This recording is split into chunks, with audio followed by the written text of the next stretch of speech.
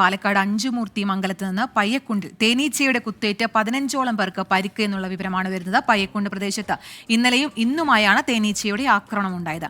നിഖിൽ പ്രമേശ് ചേരുന്നുണ്ട് വിശദാംശങ്ങളുമായി. നിഖിൽ, ഇന്നലെയും ഇന്നുമായി ആക്രമണം ഉണ്ടായി എന്ന് പറയുമ്പോൾ എന്താണ് ഇനിയുള്ള നടപടി? ആ പ്രദേശത്ത് ഈ തേനീച്ചക്കൂട് കണ്ടെത്താൻ സാധിച്ചിട്ടുണ്ടോ? നശിപ്പിക്കാനുള്ള നടപടികളിലേക്ക് കടന്നോ?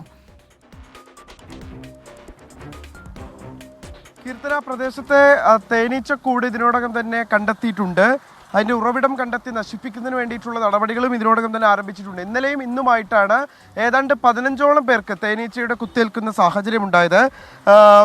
പയ്യക്കുണ്ട് സ്വദേശിയായിട്ടുള്ള മാണിക്യൻ, ഭാര്യ സുഭദ്ര, മകൻ അനീഷ്, പയ്യക്കുണ്ട് സ്വദേശികളായിട്ടുള്ള രാമകൃഷ്ണൻ, പഴനിമല, സുന്ദരൻ, രമേശ്, സന്തോഷ്, പ്രിൻസി, മണികണ്ഠൻ, സന്തോഷ്, സായികൃഷ്ണ, രതീഷ്, ജയൻ, അഭിജിത്ത് അങ്ങനെ 15 പേർക്ക് പരിക്കേറ്റു. ഇതിൽ ഭൂരിഭാഗം പേരും ഇരട്ടിക്കുളത്തെ സ്വകാര്യ ആശുപത്രിയിൽ ചികിത്സ തേടിയിരിക്കുകയാണ്. പല ജോലികളിൽ ഏർപ്പെട്ട ആളുകൾക്കാണ് ഇത്തരത്തിൽ തേനീച്ചയുടെ കുത്തേൽക്കുന്ന സാഹചര്യം ഉണ്ടായത്. എന്തായാലും ആശ്വാസകരമായിട്ടുള്ള കാര്യം, ആരുടെയും പരിക്ക് ഗുരുതരമല്ല എന്നുള്ളതാണ്.